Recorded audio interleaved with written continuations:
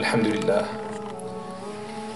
والصلاة والسلام على رسول الله وعلى آله وصحبه وعلى من والاه عباد الله.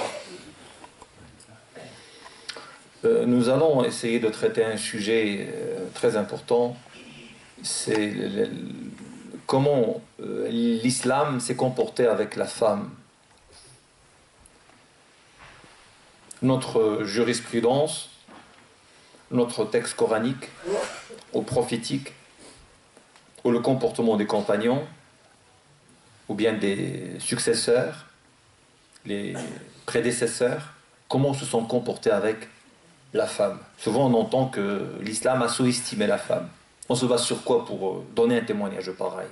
Sachant qu'avant l'arrivée de l'islam, dans la péninsule arabique ou ailleurs, la femme n'avait pas de place. La femme n'avait pas de place, n'avait pas son mot à dire. Ils enterraient vivantes les filles dans le temps. Ils enterraient vivantes. D'ailleurs, il y a des textes coraniques là-dessus où vraiment ils qualifient un geste pareil d'un cataclysme sans exemple. Et pour uniquement illustrer la place de la femme en islam, on va tout simplement essayer de donner des exemples clairs. Nous avions quelques femmes connues dans notre histoire. Aïcha radiyallahu anha. Aïcha était muhadditha. Abu Moussa al-Ash'ari disait qu'à chaque fois il nous manquait un hadith ou une connaissance dans le hadith, on va vers Aïcha. Ça c'est Abu Moussa al-Ash'ari qui témoigne clairement qu'il va vers Aïcha pour apprendre. Donc voilà une femme de savoir et de connaissance. De savoir et de connaissance. Nous n'avions pas tout simplement Aïcha. Nous avions d'autres femmes qui étaient responsables. Une femme qui était nommée par notre bien-aimé Muhammad sallallahu alayhi wa sallam. Elle vérifie le bon comportement des musulmans dans la ville. Et c'était une nomination officielle. C'était une femme forte, rigide, et qui maîtrisait la loi, et qui était présente dans le souk, dans les marchés. Et attention, cette femme est connue par le nom de Samra. Vous pouvez retenir ce nom, c'est très important pour notre jeunesse. Samra bint Nuhayk. Samra bint Nuhayk al-Asdiya. Samra bint Nuhayk al-Asdiya. Une femme qui s'est convertie à l'islam. Et là, du moment qu'elle était vraiment une femme forte, rigide, de savoir, de connaissance, voilà le prophète qui va lui donner cette responsabilité de vérification dans le souk et dans les lieux publics. Une femme, une responsabilité. Et c'est le prophète qui nomme. Qui dit que la femme n'a pas le droit de travailler. Je ne sais pas sur quoi il se base. Là, on a notre exemple de Umayya bint Qais, al-Ghafariya, de la tribu de Ghafar, Abu Dar al-Ghafari, qu'on a vu dernièrement. Elle était aussi responsable dans les guerres, pas uniquement dans les guerres. Donc là, nous sommes dans un secteur militaire. Et une femme responsable, nommée par le prophète, sallallahu alayhi wa sallam, même plus décorée par notre bien-aimé Muhammad, sallallahu alayhi wa sallam, de tout ce qu'il avait fait. Et sur Qilada, ou bien cette médaille, si je peux dire, il avait laissé un testament qui soit enterré avec elle après sa mort. Cette décoration. Où sommes-nous par rapport à tous ces exemples éclairés, alors qu'on entend actuellement tout est interdit, sauf tout est interdit, c'est incroyable. On interdit tout. Je ne sais pas pourquoi. Pourquoi on interdit? Alors que la femme peut vraiment être utile dans la société. Peut donner la femme. La femme, c'est ta maman. La femme, c'est ta sœur. La femme, c'est ta fille. La femme, c'est ton épouse. Allah Azza wa Jal dit clairement وَلَهُنَّ مِثْلُ الَّذِي عَلَيْهِنَّ بِالْمَعْرُوفِ وَلَهُنَّ مِثْلُ الَّذِي عَلَيْهِنَّ بِالْمَعْرُوفِ. Comme elles ont des devoirs, ils ont des droits. Ils ont des droits. Pas que des devoirs. Ils ont aussi leurs droits. La femme a le droit d'apprendre. La femme a le droit d'enseigner. La femme a le droit d'exercer un métier. La femme a le droit de voter. La femme a le droit de voter. Et vous connaissez très très bien Bay'at al-Nisa, le serment d'allégeance des femmes à l'époque du prophète sallallahu alayhi wa sallam, que le prophète avait insisté, avait exigé leur serment. Alors, qu'est-ce que c'est? Tous ces avis qu'on est en train d'entendre et d'écouter actuellement en ce moment. Et possible même certaines personnes qui sont vraiment prêtes à aller vers l'excommunication de toutes ces personnes qui n'observent pas les mêmes avis, qui le propagent.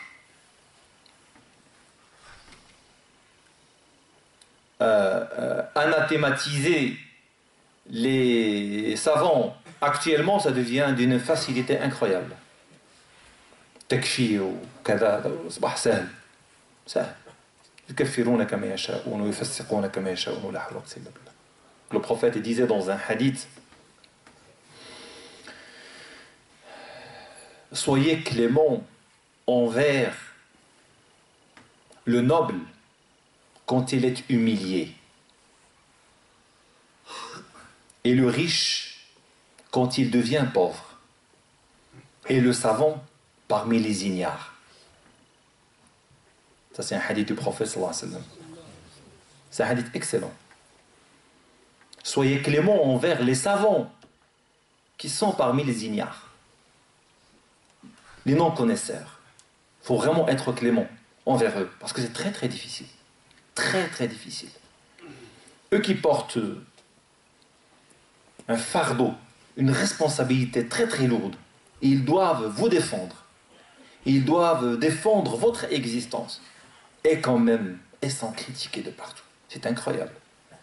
Alors qu'ils font tout, ils circulent jour et nuit pour vraiment votre existence soit fiable et que votre parole soit une parole sereine, une parole de paix, une parole d'amour, une parole d'harmonie, de sincérité.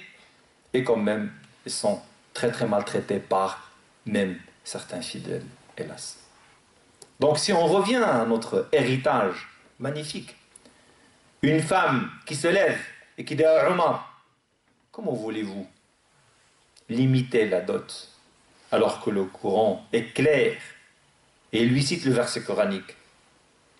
Et qu'est-ce qu'il dit? Qu'est-ce qu'elle déclare? Qu'est-ce qu'elle témoigne avec sincérité, en luttant contre cette marginalisation de la femme dans la société, dans le temps, en disant: voilà, Omar avait tort et une femme a raison, qu'il le déclare. Et il reste jusqu'à la fin des temps cette déclaration. Et là, si Omar avait fait cette déclaration, parce qu'il y avait un malaise dans le temps, il y avait un malaise. Et là, l'islam est en train de corriger ce malaise. L'islam est en train de corriger ces déficits de comportement envers la femme. Et il a continué dans ce chemin. Et il ne faut pas aller dans le sens contraire. Il faut absolument continuer. La femme doit être présente. Doit être présente partout. Les associations ici, je donne l'exemple de Nof par exemple, ils ont besoin de nos sœurs. Il faut que les femmes soient présentes. Venez Regardez ce qui se passe à Strasbourg. Là où vous êtes, vous devez absolument participer. C'est la raison d'être d'ailleurs de votre existence. C'est la participation. La femme, comme je disais, donc, l'éligibilité, le vote, c'est un droit préservé, que nulle personne ne peut obstruer. L'islam lui préserve cela. La femme, vous savez très très bien que le témoignage, son témoignage est clair dans le Coran Karim. S'il doit témoigner, il doit témoigner dans tous les domaines. Aïcha radiyallahu anha, dans un événement politique dur, très très dur, Mawaqa'at al-Jamal, année 36 de l'ère Hégire, où il y avait les compagnons, un malentendu terrible entre les compagnons, Ali ibn Abi Talib, Talha, Az-Zubayr, entre eux, voilà une guerre qui va être déclenchée. Aïcha qui va prendre son chameau, Allahu Akbar, et qui va se déplacer de la Mecque jusqu'à Basra, jusqu'en Irak. Oui, une femme pour aller tout simplement chercher la conciliation, la réconciliation entre les compagnons dans un événement politique terrible. Oui, voilà la place de la femme. C'est la présence et pas l'absence, pas l'absentisme. Nous aimerons ouvrir nos portes à nos sœurs. Regardons nos associations. En général, il n'y a pas de sœurs. Rarement ceux qui ont compris. Il n'y a pas de sœurs. Que des hommes. Comme si on n'a pas de filles. Comme si nous n'avons pas de filles. Comme si nous n'avons pas de maman. L'imam Shafi'i, parmi ses chouyours, une femme. Il enseignait l'imam Shafi'i. Malik ibn Anas, c'est sa maman qui va l'habiller par Al-Barmous, par le Silham, en lui disant: je te vois, le savant de Médine. Subhanallah. Raka alim al-Medina. Voilà. Ils poussaient leurs enfants à être éclairés par le savoir et la connaissance. Il nous faut plus de temps pour vraiment élaborer ce sujet très très important. نسأل الله عز وجل مغفرته ورحمته. اللهم تب علينا يا تواب يا رحيم. اللهم اجبر كسرنا يا رب العالمين. اللهم اهدنا سبل الرشاد